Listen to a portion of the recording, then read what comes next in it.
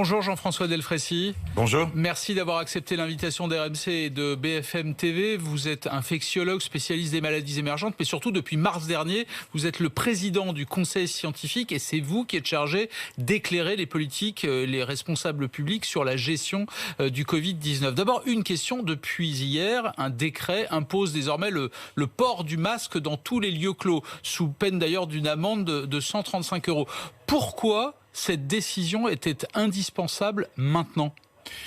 Elle était indispensable parce que ce qui est frappant depuis maintenant quelques semaines, c'est de voir que les Français ont perdu les grandes notions de distanciation et de grandes précautions. On peut le comprendre. C'est la phase d'été, on est après une période extrêmement lourde, ils ont besoin de souffler un peu, mais on est très frappé par ça. Or, cette période de fin juillet, du mois d'août en France, et pas seulement en France, on le voit dans les pays limitrophes aussi, c'est nous qui possédons notre avenir. C'est en fonction des mesures de distanciation et de précaution que nous allons prendre qu'on sera capable de finalement avoir une épidémie un peu gérée avec un virus qui continue de circuler, ou au contraire, trop de clusters et quelque chose qui serait plus difficile. Donc vous en appelez au sens des responsabilités, de la responsabilité individuelle, mais du coup ça induit la seconde question. Pourquoi ne pas avoir pris cette décision-là dès le 11 mai, au moment du déconfinement ? Parce qu'au fond, ces mesures barrières, elles s'imposaient de la même manière. Il n'y a pas d'informations supplémentaires aujourd'hui par rapport à ce que l'on savait le 11 mai. Oui, écoutez, on a le conseil scientifique, moi je l'assume, on a fortement recommandé le port du masque dans l'ensemble des lieux publics, mais sans l'imposer. C'est une stratégie qu'on a depuis le début, c'est-à-dire de faire appel à la responsabilité citoyenne. Et puis, somme toute, si à un moment donné on voit que ça marche pas, eh bien là il y a une imposition et avec quelque chose qui est plus taxé. Vous voulez dire que quand c'est pas obligatoire, il y a une forme de relâchement. Dès lors que c'est obligatoire, par exemple dans les transports, la règle est parfaitement respectée. Complètement. Et je l'avais d'ailleurs bien noté que en particulier dans le métro à Paris, cette règle est parfaitement respectée. Et ce qui est intéressant, c'est que les citoyens le font respecter eux-mêmes. Quand quelqu'un arrive dans le métro et qu'il n'a pas de masque, enfin jusqu'à maintenant en tout cas. Il le signalait. Mais de nombreux médecins, des responsables politiques aussi, mais ceux-là, c'est leur avis. Mais ce qui m'intéresse, c'est l'avis des médecins. De nombreux médecins disaient déjà, au moment du déconfinement, le port du masque, il y a que ça de vrai, c'est indispensable. Dans les transports, c'est bien, mais il faut aussi le porter dans les commerces, dans les salles confinées. C'est pour ça que la décision a pu paraître étonnante hier. Pourquoi ne l'avoir pas pris encore une fois avant ? Écoutez, je vous le dis simplement, c'est parce que devant les faits, c'est-à-dire à la fois l'absence ou la perte en tout cas de l'ensemble des mesures de distanciation dont le port du masque n'est qu'un des éléments, mais il y a aussi le lavage des mains, il y a aussi la distanciation, les embrassades, etc. Les embrassades. Il faut arrêter de s'embrasser. Il faut arrêter les embrassades. On a eu un mauvais exemple avec les politiques au moment du changement de gouvernement. Enfin tout ça fait qu'à un moment donné, surtout dans une période où on voit bien que le virus continue à circuler en France, qu'il y a une série de clusters, qu'on est dans une période un peu limite et qu'on pourrait très vite basculer comme en Espagne par exemple, comme à Barcelone, eh bien c'est le moment en effet de marquer le coup juste avant cette période. Est-ce que cette décision est aussi liée aux incertitudes de la communauté scientifique sur la transmission du virus, notamment dans l'air, où on se dit, on ne sait pas exactement tout sur la transmission, le masque, il vaut mieux mettre le masque, c'est plus sûr. Oui, sûrement. Vous avez raison de le signaler, sur la transmission, je dirais qu'après 4 mois, il y a encore plein d'inconnus. Alors on a parlé plus récemment des fines gouttelettes, et c'est ce à quoi vous faites allusion, qui pourraient rester dans l'air pendant un certain temps, et donc si elles restent dans l'air, autant mettre le masque et évidemment se protéger. On sait également qu'il y a probablement d'autres mécanismes de transmission qui ne sont pas encore bien connus. On sait enfin qu'il y a des personnes, soit parce qu'elles ont des particularités biologiques, soit parce qu'elles ont des comportements un peu spéciaux, qu'on appelle les supercontaminateurs, et qui, si on associe finalement une personne qui a un comportement de supercontaminateur, plus un lieu fermé, plus un rassemblement, eh bien c'est là où on peut allumer et faire repartir une épidémie. Est explosive. Voilà. Juste une question, est-ce qu'on est sûr, cette fois-ci, qu'il y aura assez de masques pour tout le monde? Parce qu'on a beaucoup dit qu'au fond, la stratégie de l'exécutif était liée au fait qu'il n'y avait pas suffisamment de masques. Est-ce que là où on impose le masque dans tous les lieux clos, est-ce qu'il y en a assez pour tout le monde? Écoutez, je pense que oui, mais je ne suis pas en responsabilité du nombre de masques, mais je pense que oui. Je pense que j'ai entendu finalement comme vous, qu'il y avait un certain nombre, y compris de compagnies, qui s'étaient lancées dans l'arrivée de masques et qui n'en vendaient pas suffisamment. Donc il me semble qu'en tout cas pour la période de l'été, il me semble que la France a son stock de masques dans des quantités suffisantes. Ça pose une autre question, c'est que les masques, c'est quand même pas si, c'est pas gratuit, et que donc ça constitue un petit budget pour les familles les plus fragiles. Justement, pourquoi le Conseil scientifique n'a pas suggéré au fond la gratuité totale, soit sous forme de distribution gratuite, soit sous forme de remboursement par la sécurité sociale? On l'a suggéré en tout cas d'une autre façon. On l'a pas mis comme tel, mais on a depuis plusieurs avis du Conseil scientifique. Vous l'avez moins noté au niveau des médias, mais on insiste beaucoup sur les personnes les plus fragiles, les groupes les plus fragiles, les groupes les plus précaires, qui ne sont pas forcément uniquement les SDF ni les migrants. Il existe en France, surtout après cette période de Covid, des gens qui sont à la limite de la précarité, des familles qui peuvent tomber dans la précarité. Et on a beaucoup insisté pour que l'ensemble des moyens leur soient donnés et avec une forme de gratuité. Cette crise, elle a terriblement accentué les inégalités, et d'ailleurs, tous les Français n'ont pas été égaux devant cette épidémie, cette maladie. Comment ceux qui ont des problèmes de fin de mois peuvent aller concrètement se procurer des masques gratuitement? Non, c'est un point fondamental. Toute crise sanitaire accentue les inégalités sanitaires. Et on l'a vu, le 9-3 était plus touché que d'autres départements. Et on sait également que les Français d'origine étrangère ont un taux de morbidité, mortalité qui est plus important. Donc c'est un point qui est passé un peu inaperçu. Les Américains ont la même chose en ce moment. Les Anglais ont eu la même chose à Londres. Les populations les plus précaires sont les plus fragilisées. Et attention, parce que elles sont fragilisées pour elles-mêmes, et c'est notre devoir de citoyens et d'une grande nation de les prendre en compte, mais également pour nous-mêmes, parce que si on laisse redémarrer, par exemple, une infection et du Covid de façon plus importante dans ces populations, ça sera pour l'ensemble de la population française. Et moi, je m'en souviens, dans les années 80-90, au moment de l'épidémie de sida, le préservatif a été distribué de façon très très large, gratuitement, dans des tas d'endroits, dans les écoles, à la sortie des boîtes de nuit, dans les plannings familiaux. Il y avait des préservatifs partout. Alors, pourquoi on ne trouve pas aujourd'hui des masques gratuits dans les mairies, les préfectures, écoutez, les pharmacies? C'était jusqu'à maintenant une politique d'État de considérer qu'il devait y avoir finalement une participation citoyenne à ça, sauf pour certaines populations. C'est possiblement quelque chose qui peut bouger, en fonction de... Vous avez vu vous avez des discussions avec les responsables politiques? Il faut être révolutif là-dessus. De la même façon que vous avez vu que au niveau des tests, on est en train aussi de vouloir simplifier l'accès aux tests et le rendre plus facile et totalement gratuit. On va parler des tests, mais j'insiste sur la gratuité. Vous voulez dire que vous avez des discussions avec les responsables politiques? Il n'est pas impossible que les masques deviennent gratuits? C'est en tout cas une discussion qui sera mise sur la table dans les jours qui viennent avec les responsables politiques. Très bien, c'est clair. Je voudrais qu'on fasse un bilan quand même de la situation, parce que ce décret, il est lié aussi à ça. On a vu la hausse du nombre de clusters, on est à 400 ou 500. Il y a des régions qui sont en vigilance sérieuse, je pense à la Mayenne, la Bretagne où le R0 a démarré. Est-ce qu'on peut dire aujourd'hui que l'épidémie a clairement redémarré en France? Alors l'épidémie, elle n'a jamais cessé en France. C'est là où est l'ambiguïté. C'est son intensité qui a de nouveau progressé. Le virus, il a toujours continué à circuler, et on l'a dit d'ailleurs, qu'il continuera à circuler. On n'arrête pas. Le confinement a fait baisser de façon très importante cette circulation du virus, mais il ne l'a pas arrêté. Ce qu'on observe depuis maintenant 15 jours ou 3 semaines, c'est vraiment une série de nombre de clusters particulièrement importants. Alors, parce qu'on sait mieux les détecter, parce qu'on a les tests pour le faire, parce qu'on a les équipes pour le faire, mais pas seulement. Et très clairement, il y a des zones qui avaient été très peu touchées par le Covid et qui arrivent là, en particulier dans l'Ouest, dans le Sud-Ouest, c'était des zones qui avaient été très peu touchées. Donc ça veut dire que ça a redémarré. Et on est en effet sur une ligne de crête un peu instable. Mais vous dites que les chiffres sont pas bons, ils sont inquiétants. Les chiffres sont inquiétants. les chiffres sont inquiétants parce qu'ils montrent, et j'ai d'autres chiffres qui font nuancer aussi, c'est par exemple ce que me disent les cliniciens avec le nombre de malades qui de nouveau réapparaît dans les hôpitaux, pas forcément en réanimation, hein, mais qui sont hospitalisés à nouveau, et en particulier en région parisienne.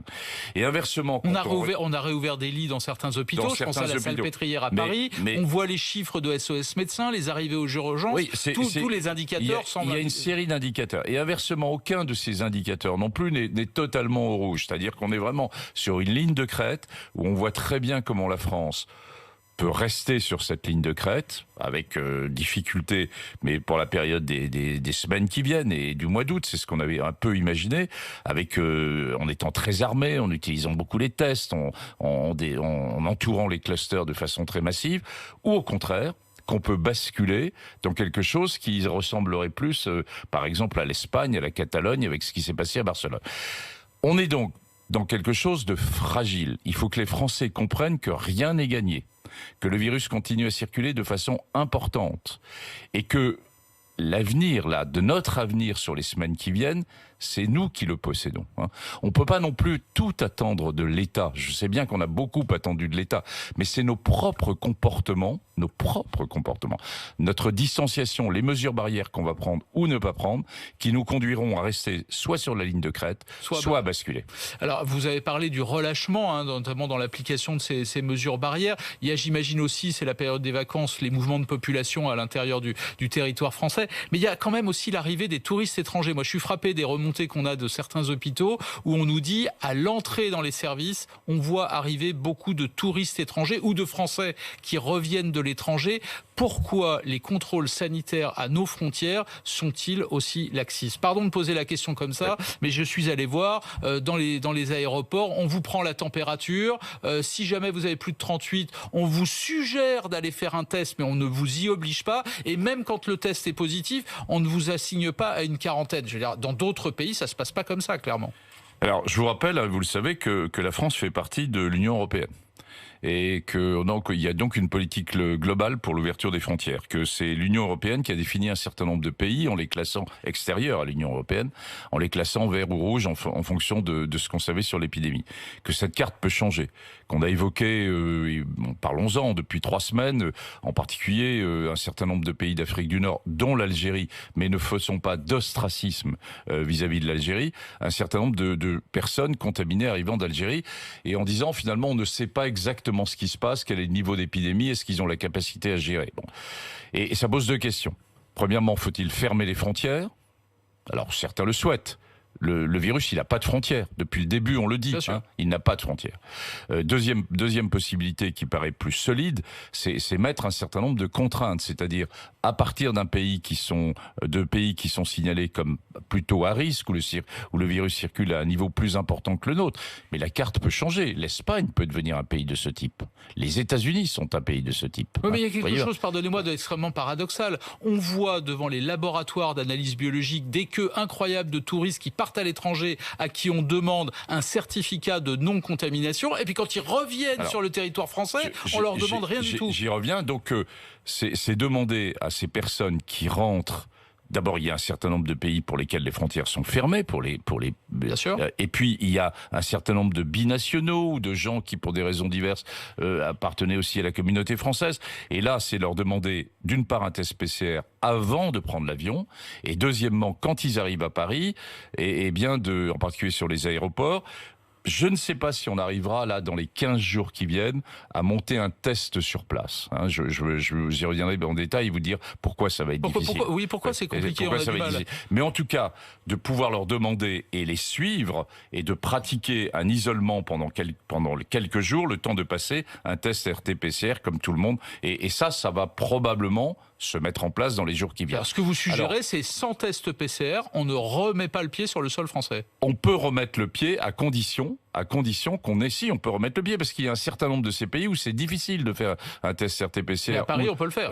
Mais par contre, à Paris, on peut le faire. Et c'est à ce moment-là d'avoir une quatorzaine, entre guillemets, en attendant le résultat de son test. Alors pourquoi sur les aéroports, c'est difficile ?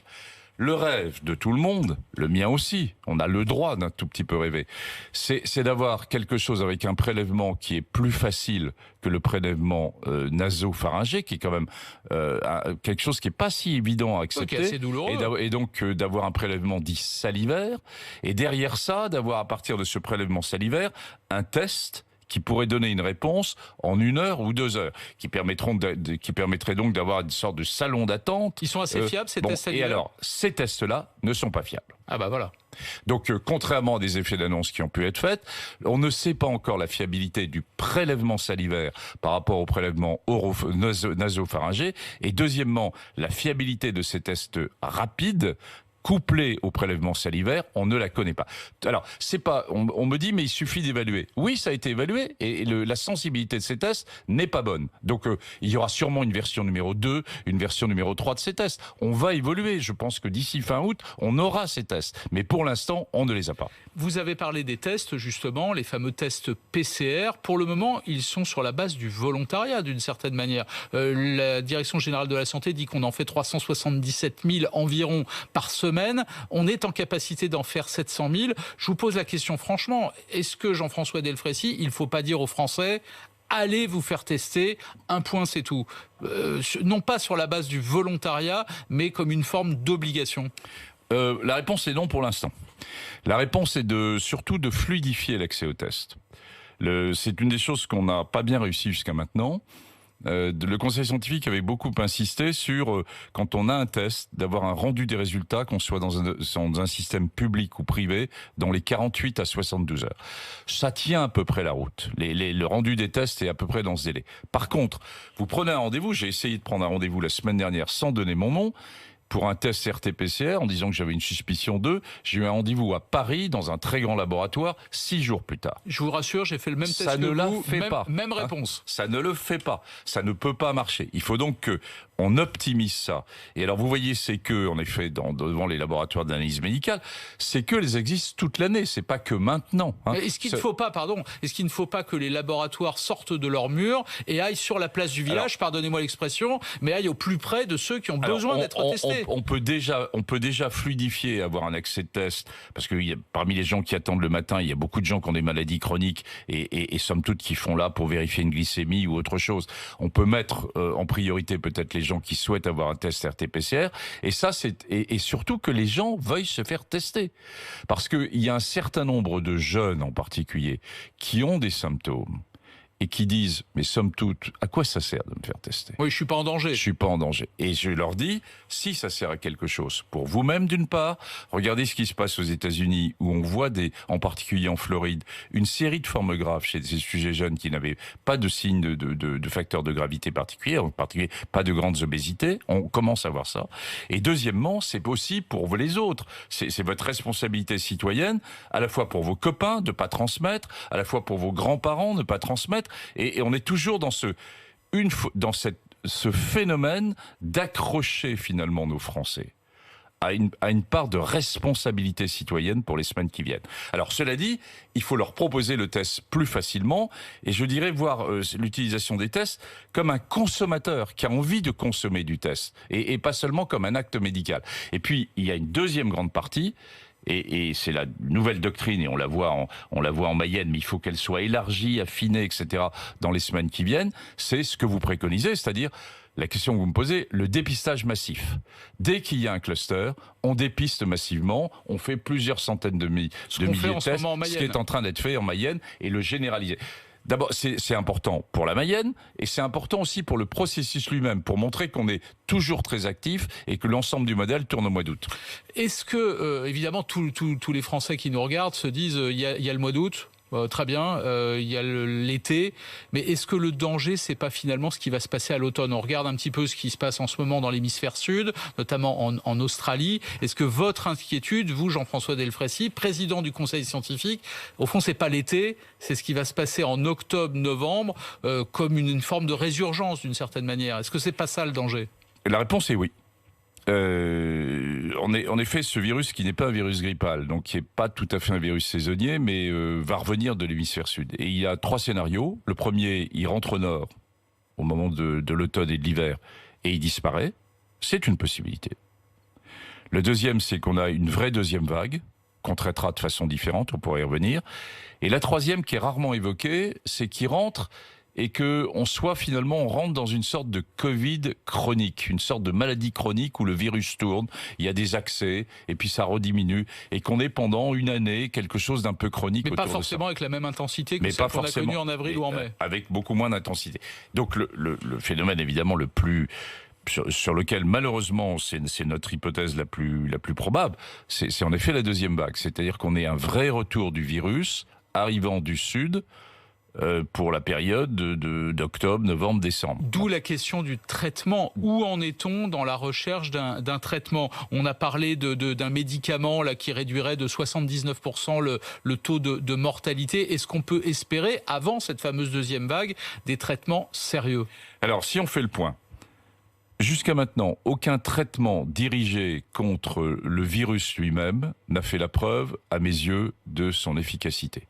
Qu'il s'agisse de l'hydroxychloroquine, de l'association, du Kaletra, du Remdesivir de chez Gilead, aucun, à mes yeux, n'a fait la preuve de sa réelle efficacité scientifique. Mais je sens qu'il y a un mais.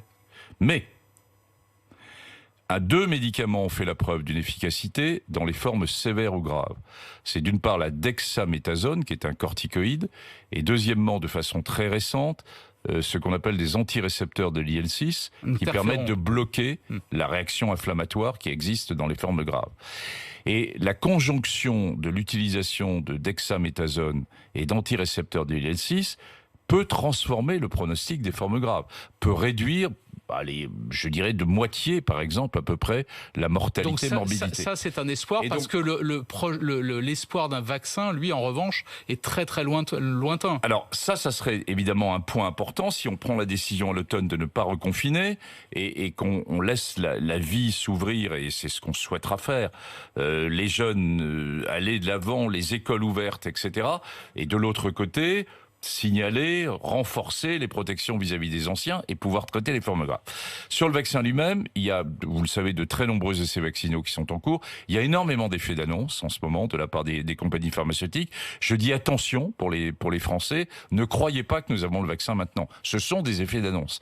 Et on n'aura pas de vaccin avant, dans le meilleur des cas, la fin de l'année et plutôt le premier trimestre 2021, si on en a un.